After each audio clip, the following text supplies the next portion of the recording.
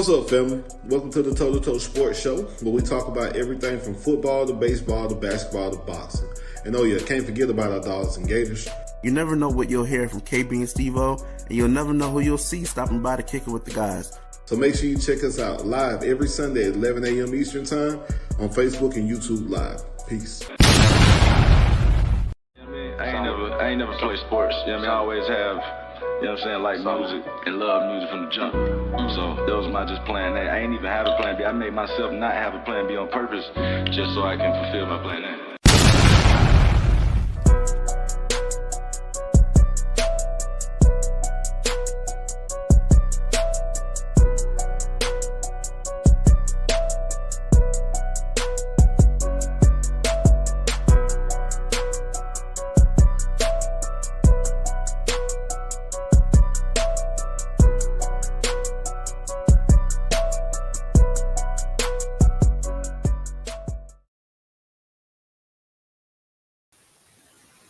My man, my guy.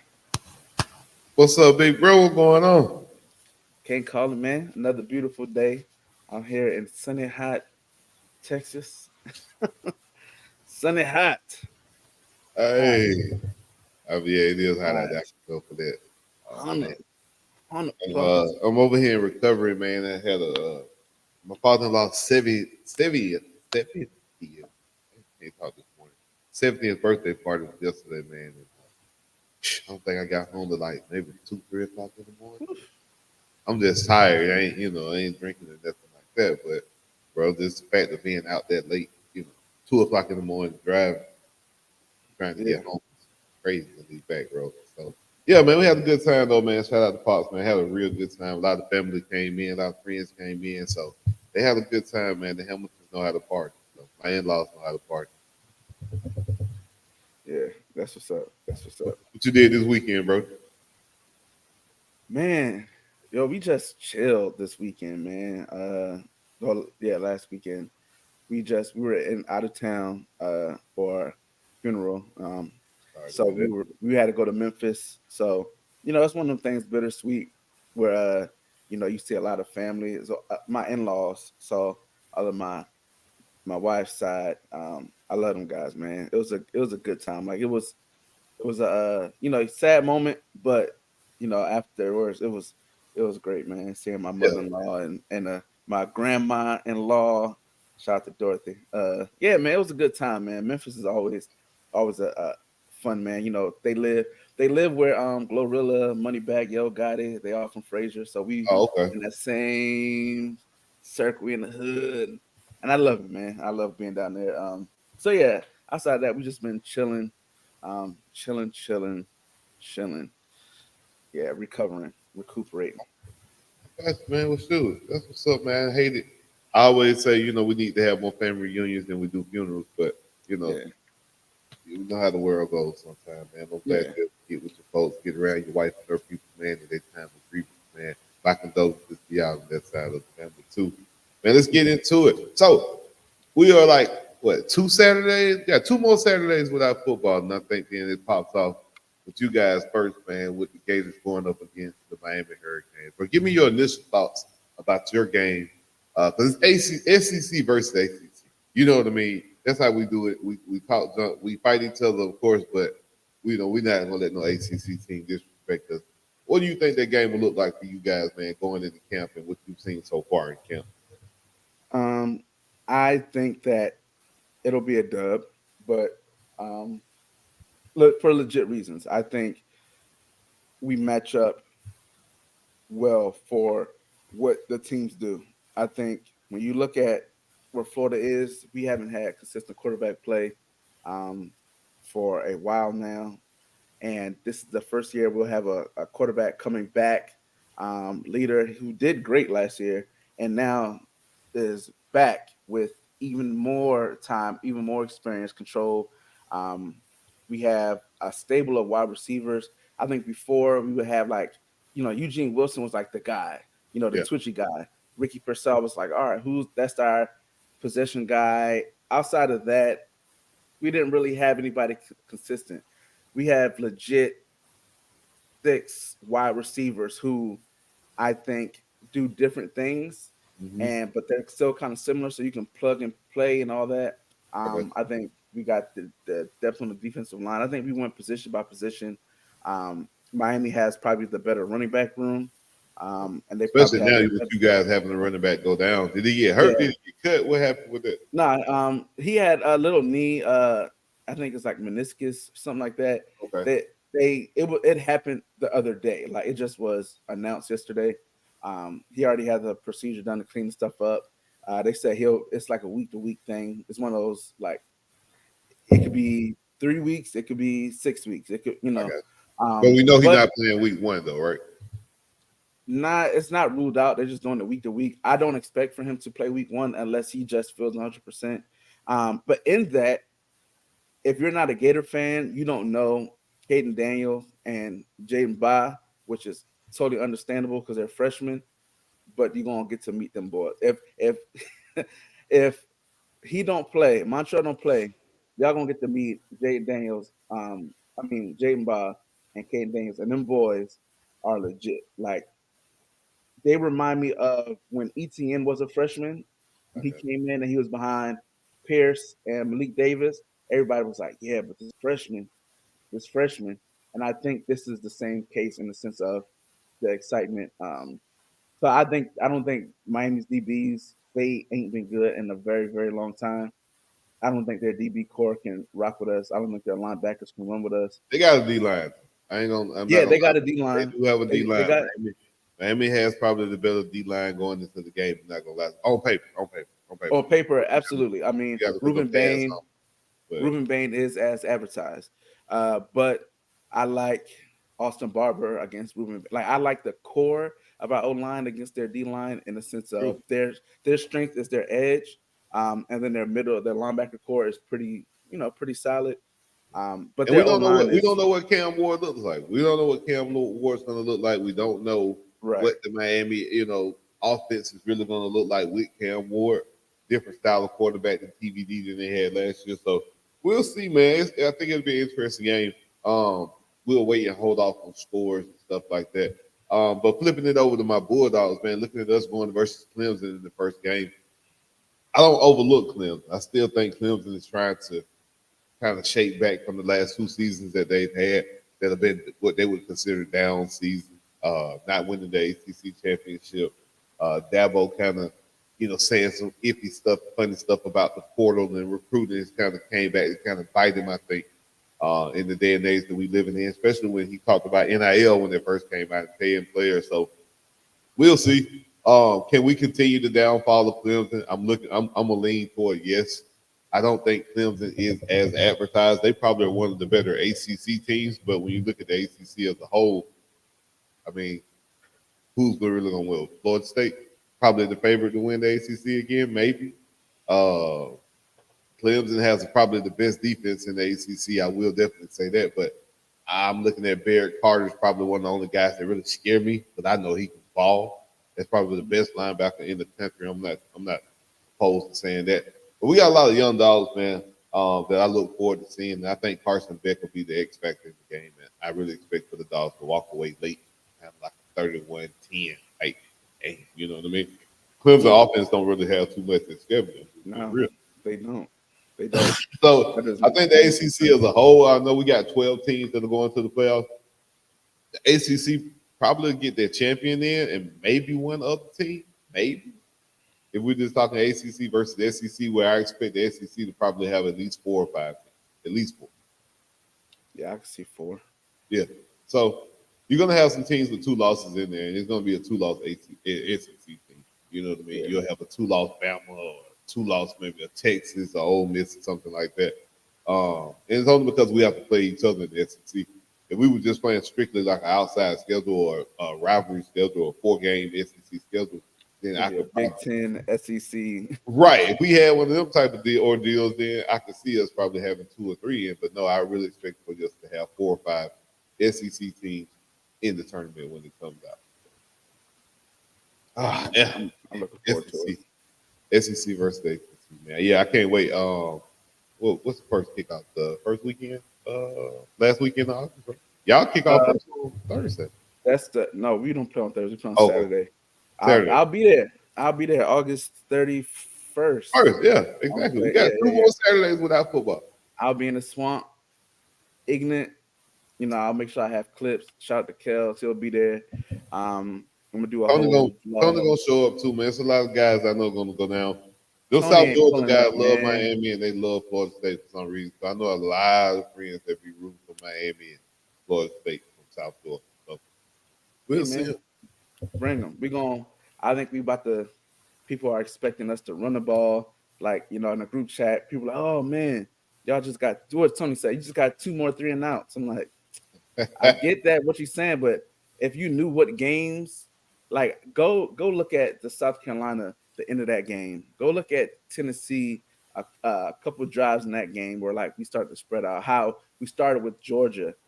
That was Russ Callaway at that time getting his shot to call a few plays here and there. That was his introduction per se. And a air raid Florida Gator team ain't what y'all want. It ain't what you want, but that's what you got. Yeah, I think the power of the SEC is always going to be in the trenches. And if your offensive line, like you said, is as advertised, I think that'll be the difference in the game and the determining factor. I mean, come on, you know, 4 quarters, the boy popping on you and landing on you and pushing you around for 4 quarters. Can you keep up with that? I know Miami has the better D-line on paper, but we're talking about them versus more of an ACC type competition versus playing the SEC team every week. If Miami was in the SEC, they may have the maybe 4th best line, maybe on paper. If they were in the SEC, I'm just being real. I know they got the best defensive line in the ACC, but really their D line is inflated by Ruben Bain. I mean, he is as advertised, bro. I can't lie about that. Bro's gonna be a 1st round pick. He's probably gonna be a high pick. And, you know, probably the first high Miami pick they've had. What? Andre Johnson, maybe, who just went in the Hall of Fame. So I don't want to start taking shots at the ACC, but I'm just saying. I can't think of the last top 10, top 15 Miami guy. Yeah, that's what I'm saying. So, definitely can't wait till the games kick off, man. So we got 2 more Saturdays without college football. The preseason for the NFL kicked off last Thursday with the Bears and the Houston Texans. Really an entertaining game. I did kind of watch it. I did kind of catch up with it. So football is back. It's official. Falcons got a preseason game this Friday. Man, I can't wait. So speaking of, man, we're going to get to the NFL a little bit later. But have you been watching Team USA, my boy? Yeah, basketball, right? Yes. I've been watching a lot of different things. Like I have too. I found myself being attracted to this Olympics for some reason a whole lot more, bro. I watch archery, the swimming. I watched archery too. Watching archery, man. I'm like, come on, girl, you need a 10. You can't shoot no more 7. Yeah, you know what I mean? Yeah. You really kind of get into the Olympics, man, and you just see how hard these athletes work for 4 years, bro, and then for it to pay off in some instances, and someone for it not to pay off. Someone have the worst performance ever, and you done trained for 4 years. So, Team USA, man, this Olympic period, man, what's your thoughts on the Olympics and how it's been going in Paris? Shout out to the United States. We got the most medals. We got the most golds. And I think we may have the most silvers or second. I think it's great, man.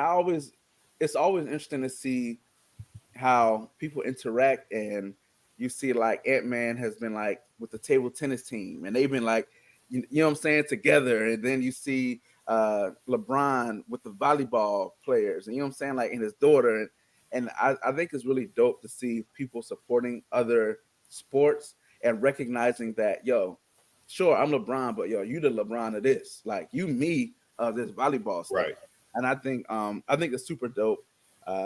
It's amazing to see these players playing at a high level, like you said. Shout out to Sha'Carri Richardson. You know, she got silver, and they're lucky she stepped out like she did. Shout out to Alfred too, though. The first gold medal, the first medal for St. Lucia's, period. You know what I mean? You know she's gonna be decorated in all the. She's gonna be in all the TV shows, commercials, anything St. Lucia, bro. Yeah, it's life changing, right? You think about that, what you do for your country. Your country's never had a gold medal in anything, and you train for 4 years. and you go out there and bring a gold medal home, the first gold ever, you're gonna be in elementary school books. You're gonna be in educational material, man. You're gonna be a legend. You're gonna go down forever, man. That's dope. Simone Biles, watching some of her stuff, GOAT, man. Like she just is like. I think the best part about that for me, man, is watching it with my daughter, who's in the gymnastics, and we sitting there, and we looking at it, we breaking it down, looking at the form, and I'm like, see how she does it, man. I think that was the best part of the Olympics. I would say this year for me, being able to watch the gymnastics with my daughter, who's into gymnastics. That's dope, man. I think that's what the Olympics is for. You know what I mean? How, when you look at the grand picture, when you look at the big scheme of things, it's a competition. You want to see who's the best, but man, I was watching them do shot put. I'm like, the throwers. Bro. Shout out to the throwers, man. I used to throw in high school. For real? Yeah, I wasn't great, but I did it. It's a lot more technique than just. So watching it, I'm thinking like, okay, all these guys are big, so it can't just be you got to be strong. It's about getting the spin and getting the push right and being able to get the launch angle. And I'm like, oh, it's so much more into this than just being strong and throwing the little rock. And watching, I can't think of the dude's name, but whoever took first place, bro, he was so hyped up after every throw. Like he knew those were the best throws that he had made. And I was like, that's cool for the Olympian, but for the athlete to know, like Sha'Carri Richards, she knew off the box, like, okay, I got to get better. She's seeing Alfred. But she couldn't do nothing about it, bro. That girl. Yeah. That girl, she ran. Alfred ran. It's crazy that she ran her perfect race, and her time was still like 0.2 or 3 seconds after Sha'Carri's fastest time. Like, it's one of them things you're like, dang, if she just ran. But it was like kind of wet outside. It was a lot going on. It was a lot of stuff. But Sha'Carri, she about to get smoked in this 200. You think so? I think yesterday will prepare her for the day, bro. They didn't meet. Unless something happened with I forgot a girl name from Jamaica, not Shelly and Fraser Price, which you talking about Ty. Is that her name? I think. I know who you're talking about. One from Jamaica. I know who you're talking about. Yeah. She running. It's like she just running to break the record. Like it ain't even like it's a show on Netflix called Sprinters.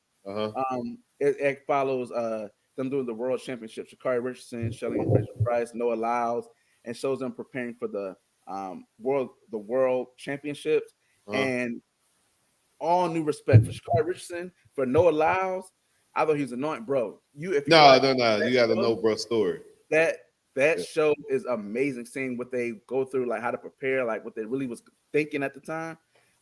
So yeah, man, it's really dope. Netflix Sprinters, that joint is like that. But yeah, man, it was just good. But back to basketball.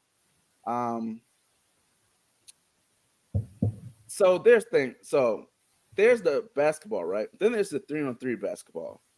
And so can we send some real basketball players for the 3-on-3? I'm so disappointed in the men's 3-on-3. You could have sent some better players.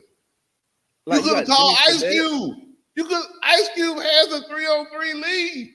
That was the thing last year when they was like, yo, why isn't Richmond Johnson over there?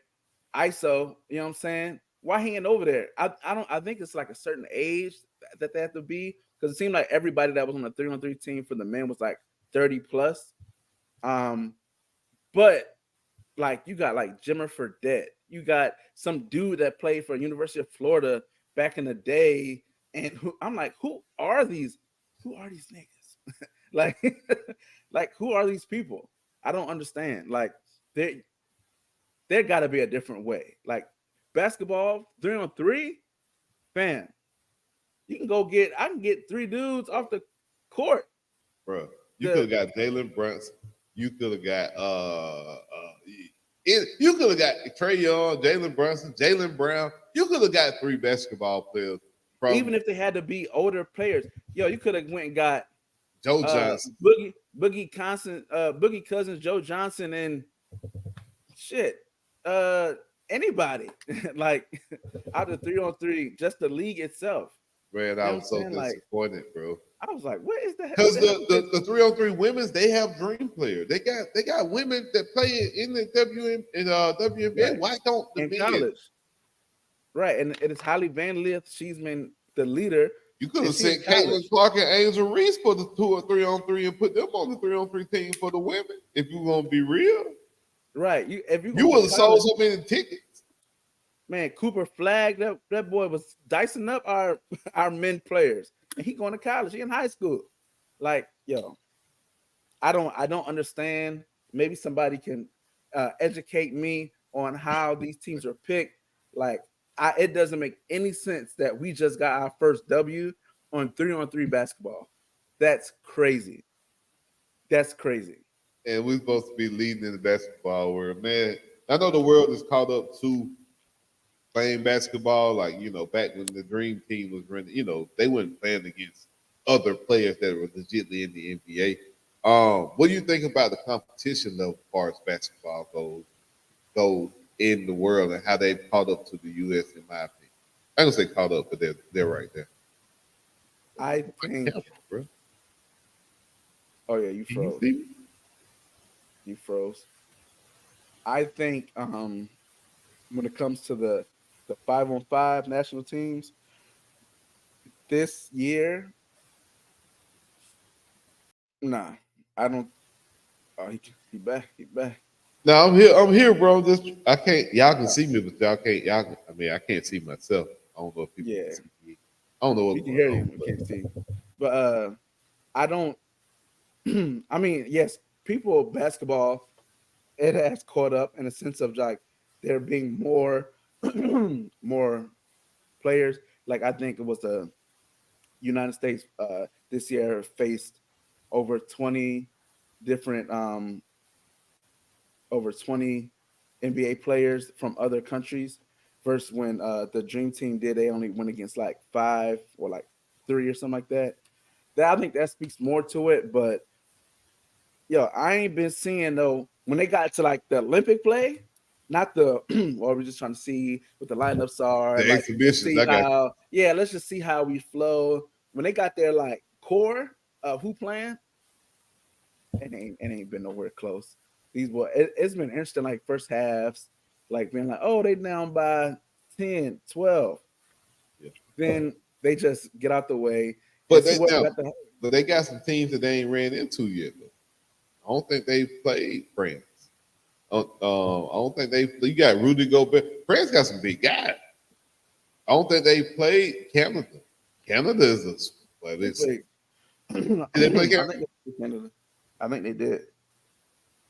Them Langolier brothers, Shea and his brother, going off. You got Jamal Murray running point. No, there's some competition, man. I just say the world has got a lot better, and you see a lot more international players in the NBA now than you have ever that are actually stars. You know what I'm saying? So it'll be interesting, man. I do expect that the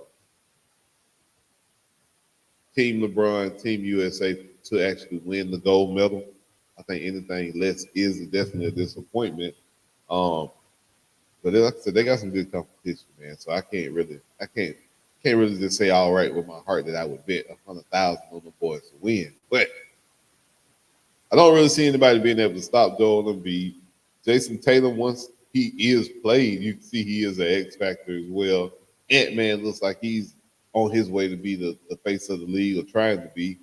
You still got LeBron, who can't be stopped when he really wants to, get into the lane and go get a basket. So that's again, I expect Team USA to fully win this thing, but yeah, I don't think you can, like, it would have to be like historically bad for something to happen. Like, LeBron is going to get his 15th. LeBron can get whatever he wants to get when he wants to get it. Curry can do the same thing. And I think when you have that factor of the KD, and it's really been KD and Ant-Man, when they take over, because even Ant-Man was like, yo, shout out to the vets. They let me do my thing. Like, they're not, it's not ball hoggish. And I think that's the difference this year. Like, that maybe before they would be like, all right, we got to go through Cole. We got to go through LeBron. We got to go Like now it's boom, whoever open, like we trust everybody for you know what I'm saying, to get busy. And I don't think KD gonna let nobody. I don't think KD gonna let another team go off anyways. I think KD kind of take it personal when he be out there on that court. You see how he was going at Royal Ivy from that team from Sudan, and KD ain't, man. One thing about it, he might be cool and laid back, but I will say on the basketball court, man, KD, he'll snipe him, man. He'll kill him. And he play like that whenever he's out there. Like he's not letting up on y'all. So I rock with that, man. I really do. I really want to see these boys bring a gold medal home. Do you know how much money that these Olympians get for a gold medal? Something like $37,000.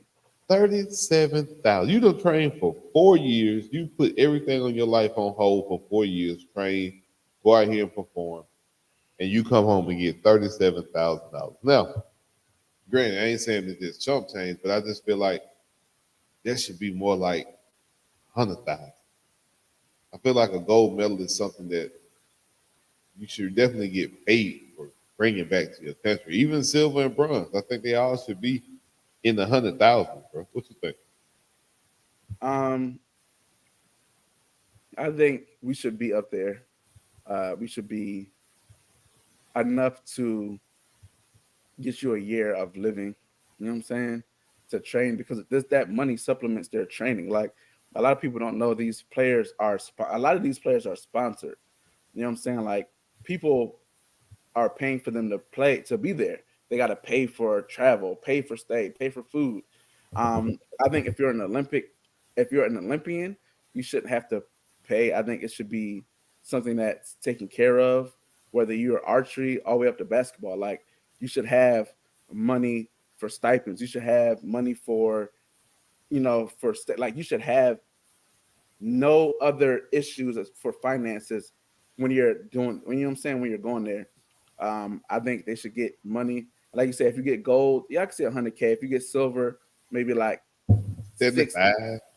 60, 70. And bronze, all right, bronze, you might get, you get like 50. You know what I'm saying? And I think that's because you're the best in the world, fam. Like you're going against everybody in the world, like nations, like South Korea, North Korea, Germany. Like you're going against people we got beef with. You know what I'm saying? Like it's the red button about to be pushed between some of these countries that you're playing against.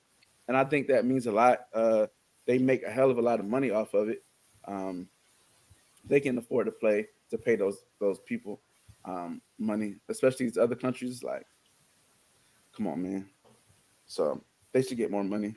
Yeah. 100%. Shout out to Shannon Sharp and Ocho, who said that they would pay people like, $50,000, $100,000, pay.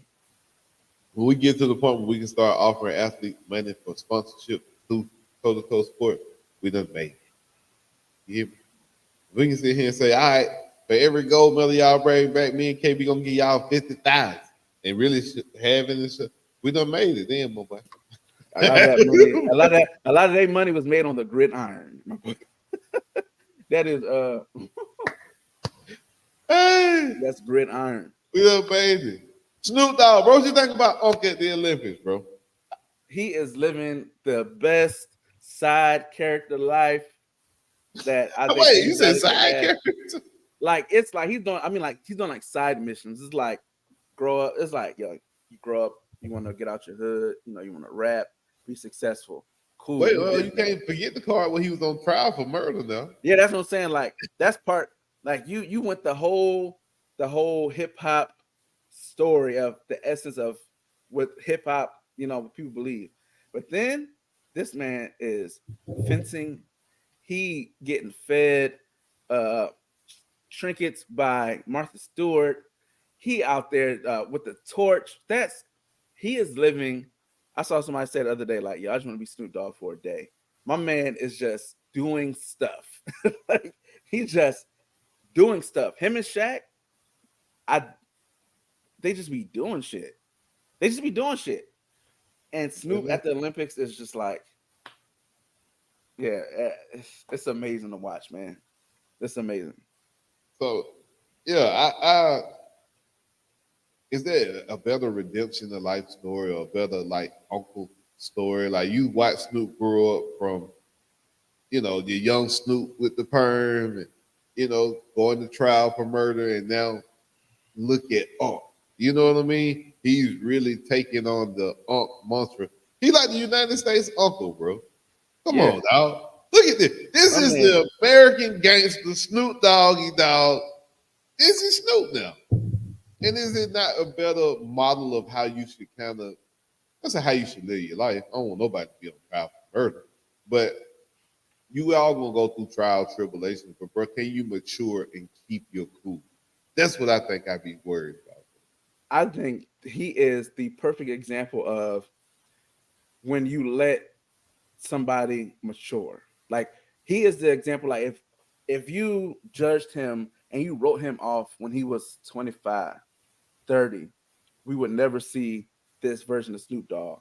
And I think this is a reminder for people just in life to give grace to people who, not people who are just like evil, but people who, made a mistake, did this, so that, what I'm saying, like that this fight, what I'm saying, whatever the situation is, like depending, like if it's not, something crazy, but what I'm saying, like to where you just make a stupid decision when you're young and having that be your end all be all, that if you let them grow up and like mature, who do they become? You get the Snoop Doggs of the world. You know what I'm saying? This is what you get when somebody lives life, have experiences, mature, and what I'm saying, learn from their mistakes and be better. He just does it perfectly, man. Snoop is just, he is living. He's the uncle, man. He's the uncle everybody want to hang around. He's the uncle. What time uncle get here? What time you pull it up? He's the uncle at the cookout when everybody wanted to see. When he pull up, the fun start, man. And that's just cool, bro. Like you said, to have that redemption and to be able to see a different light now of Snoop Dogg, and him embrace it. You know what I mean? Some old guys still want to be on some old, some young people stuff. So I just love the fact that Snoop is out there doing that, man. Flavor Flav too. I ain't gonna say Flavor Flav ain't been. Flavor Flav been out there doing his thing too. He paid the young ladies rent, who could, who's worried about getting their rent paid. You talked about having to kind of deal with life and then still do the Olympics and compete. That's really not fair. For Flavor Flav to step in and pay that young lady's rent like that, bro, that was dope. He sponsored a water polo team. Like Flav been paying, like, and I think it should be more. Like NBC is getting the media rights to, you can't even post the events on social media. Like you just got to post pictures. So they got that stuff locked down. Pay these people when they win and sponsor them. Like you give them all this polo drip and all that, cool.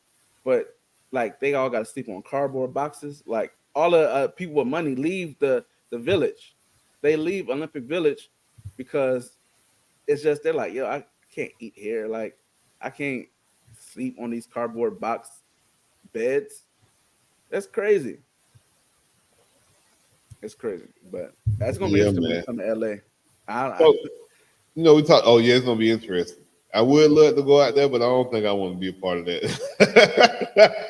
Next year, man, it's going to be crazy. They already put up where, like, each event is going to happen at, and I have a cousin, because we had my father-in-law's birthday party, and my cousin Chris came out, and he's like, oh man, he lives out there. He's like, oh man, I live right down the street. I said, man, the best thing for you to do, renovate your crib over the next 4 years and rent that mug out as an Airbnb, and you go take a vacation that weekend, because it's gonna be so crazy, so much traffic, so many events going on, so many people gonna converge on Los Angeles, bro. Just rent your crib out for Airbnb, get your money, and take your vacation. Yeah. Bro, so the NFL had their Hall of Fame yesterday, man. Class of 2024. Any objections? I don't say objections, because, these guys all pay their due. Anybody you might have left off this list? Nah. I think everybody up there is pretty deserved. I think there's levels. like when Prime say that his gold ain't the same gold as everybody else's, I think that's the same. I think you look at Devin Hester, his goal is different. Exactly. That's the first place I was going, and I know a lot of people. Whatever, I've been back and forth with people online all the time about this.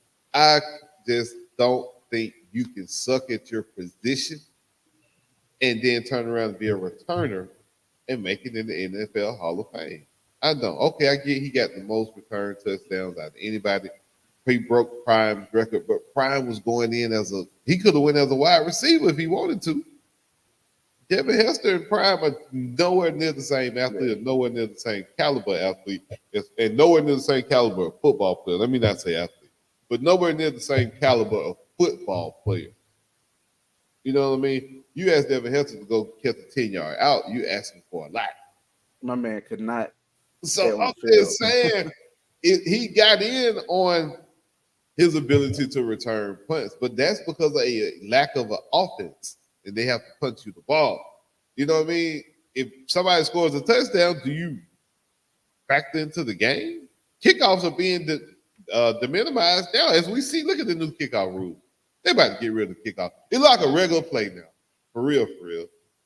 Yeah, I kind of like it though. I do too. I did too. I liked it when they did it in the XFL. I like how it looked when they did it there. But I'm just saying, like you said, there's levels to it. Devin Hester's a great. He's the all-time return touchdown person. I get it. He's not on the same caliber as Julius Peppers on this list. No.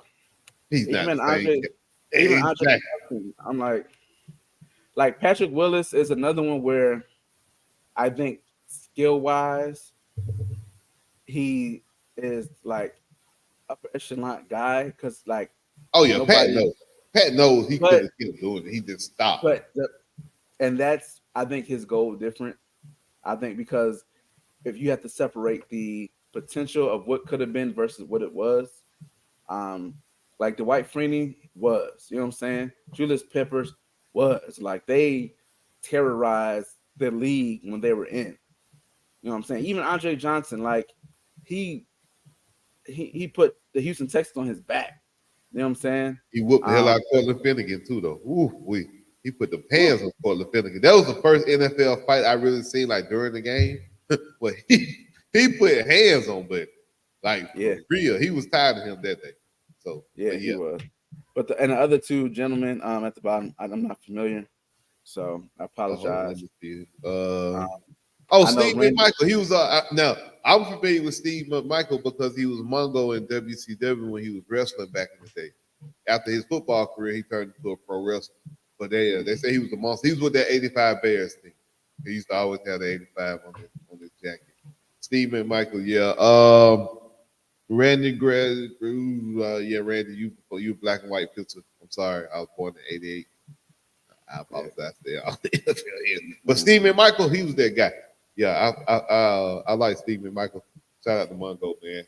Yeah, but now we get into the era of football, man, where I look at it like the Hall of Fame is like, okay, this is our era. This is what we watch. I think we're getting away from some of the guys that we didn't see.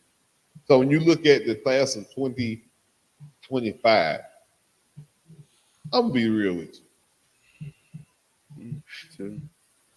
That's what I was saying. Maybe 2, maybe 3. Luke, give me Luke. I'll take Luke. But again, he on some Patrick Willis type get in because you didn't last on the contestants. But Luke was the top linebacker in the game. Luke played a while. Like he played. When you think he played a while. He played a long I put in Luke. I'm gonna take Eli because he took down the big bad Eli. Eli definitely. He is the jewel of the class. I think they will. They're not gonna give Marshawn his flowers like they should, but no, they're not. If he gets in before Fred Taylor, then that's. Ooh, wait a minute, hold on. So you saying Marshawn shouldn't be in over Fred Taylor? Marshawn got Super Bowl ring. He got the ring. And he was he should have been the MVP if they didn't throw that pick. So come on, man. I want Beast Mode to get in. I'm going to say yes to Beast Mode personally. What will the vote say? I don't know that he'll be a first ballot guy. Joe Staley first ballot. Joe Staley need to go. He was an integral offensive lineman. Marshall Yonda. I'm never gonna tell you put Saint in there. He might get in. Maybe Believe ain't going Davis. Yeah, Akeem. No, they're not. You ain't. He's good. Like it's one of the things that maybe like later on, like when they have one of them like light classes. Man, the way he snatched that boy chain off that time, that I put him in just off snatching Camardi train every time Michael Crabtree, every time they's on the field, he snatched his chain. You know what? I put him in just for that, me personally. But T. Sills, bro, what you think about T. Sills? See what I'm saying? All these guys are some of these guys are so subjective and tough. If you as a Ravens fan, hell yeah. But the rest of us, can you tell the NFL story without Terrell Suggs? Yes. Yes. I can really tell the NFL story without all these guys. But Eli's going to get it. You got to have Eli. Earl Thomas, come on, bro. No, Joe Staley. Adam Vinatieri, he'll get in. Oh, yeah. He'll get in. Of course. Vernon Davis. I don't know. I don't know. I'm gonna say no. I'm gonna go no, bro. I'm just gonna. I can't like Dion. I can't just let everybody in this thing. And then Vernon was Clay Matthews. I could see Clay getting in. Really? And I don't. It's like he had like a couple years, but he was never like. I don't remember him being exactly. He's not Myles Garrett. He's not T.J. Watt. He's not. It's so many other guys that I can think of right now that I would put in front of him. We just talk about an all-time outside linebacker defensive end type list. I ain't saying Clay was bad, but so out of this group, give me Luke. I'll probably get in. Eli. I don't know. See, that's what I'm saying. See, with Luke, it's kind of weird. He was the top linebacker in the game for a long time. Since Patrick Willis got in, Luke gonna get in, right? Luke will get in. Eli will get in. Adam Vinatieri will get in. Joe Staley will get in, and maybe Terrell. They may throw Terrell Suggs in there simply off like when you think of that Ravens defense and you think about Ray Lewis and Ed Reed. You don't think about no damn Terrell. Yeah, but he was there, so they may throw him in. Like he may have been on that wave to get in. Ray Lewis and Ed Reed made the call. But the four are for sure. Luke, Eli, Joe Staley, Adam Vinatieri. I wouldn't say Luke for sure. I would put Luke in, but I don't know how the voters going to. He probably one of the people might not be first ballot. He might get in on like Ryan Khalil might get in as well. O-line, long time. He's like one of those like Jason Kelsey type. Yeah, I just hate the same players in the NFL Hall of Fame at all. I can do without. I'm sorry. The homer in me won't let me do it. I apologize. I don't like nothing about the Saints. I never will. And I'm not going to sit here and say that positive about them either. So I'm just going to move on. All right.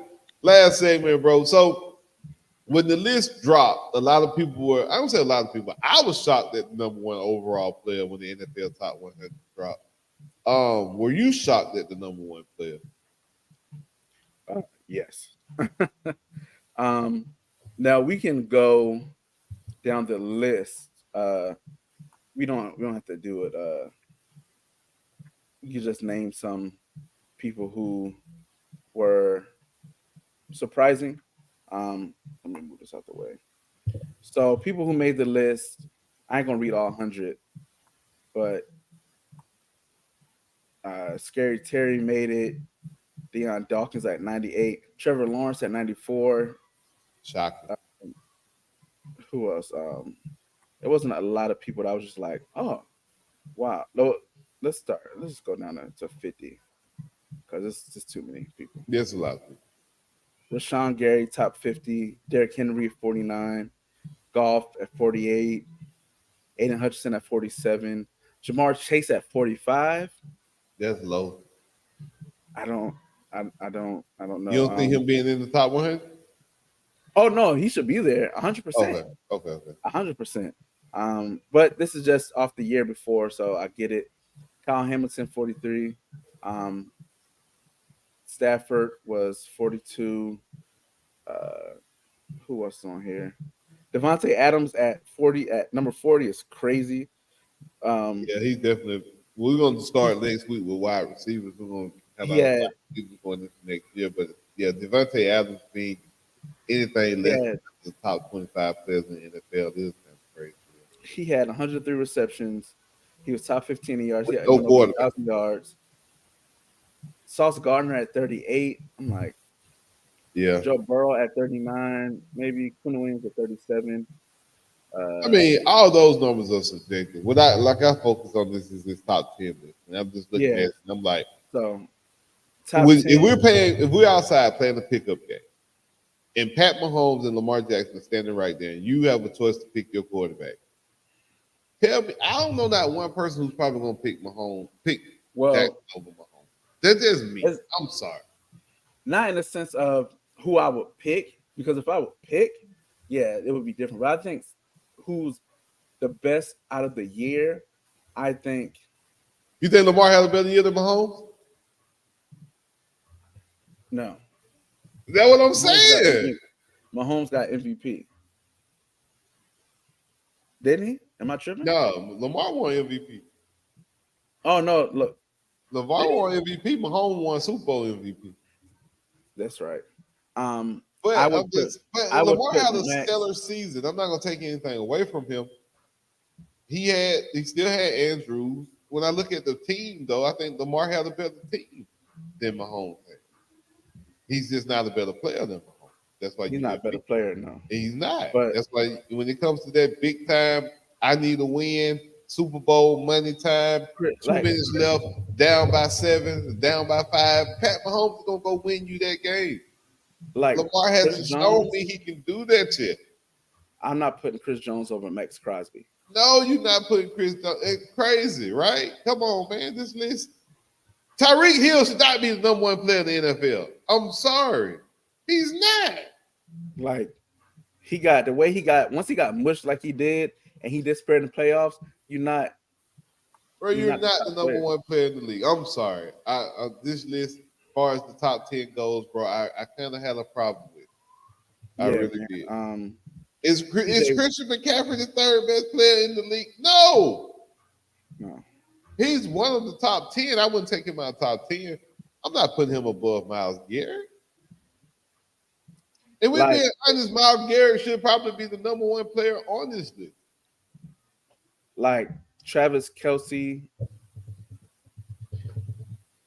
I don't know if I would put Travis Kelce over my boy from San Fran. Kittle. Exactly. That's what I'm saying. How has Travis Kelce cracked the top 10? But this is supposedly voted the list that the players made. This is what the players said. So it's different. So we see versus probably what they know. They watch film, they see this stuff in action.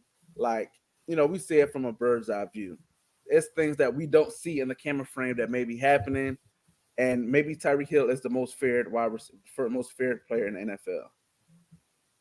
I personally wouldn't put him up there, but is he top 5? Yeah. He's the reason why I think that happened. Yeah. Okay. Yeah. I get it. I understand. I'm just saying, me personally, Pat Mahomes is the number 1 player in the NFL. He's the guy you're going to pick every time when you get a chance. He's going to be the one that really does it, man. So, we'll go back over. We're going to start coming with our own list, especially when we get closer to the season. Next week, we're going to do top 5 DBs going into the season, top 5 wide receivers. So we'll be able to give our own list out, man, and make our own list and kind of see what's up. Man, everybody following, man, please make sure you guys hit that follow button. Please make sure you guys go subscribe to the YouTube channel. Me and KB got some gaming going on, man. If you guys are gamers and you're in the NCAA football, we on it too. KB, man, what you got for the people, man? Take us up. Man, I ain't got much, man. Drink your water, mind your business, and enjoy this little bit. Shout out to the you know what I'm saying? Shout out to the kids who are already in school. Right. You know what I'm saying? Shout out to the parents already getting a break. Jesus. Wow, I'm so happy to put them on the bus this week. Lord. Got 2 more weeks. But other than that, man, that's it. You know what just enjoy. Yeah, man. You know what I'm saying? Hey, y'all catch us up, man. Our time is up. Our hour's almost up, man. Y'all make sure y'all hit that like and subscribe button. Share the video, man. Tell your people about us. We out. Peace. Next week. I ain't never played sports. You know what I mean? I always have, you know what I'm saying, like music and love music from the jump. So that was my just plan A. I ain't even have a plan B. I made myself not have a plan B on purpose just so I can fulfill my plan A.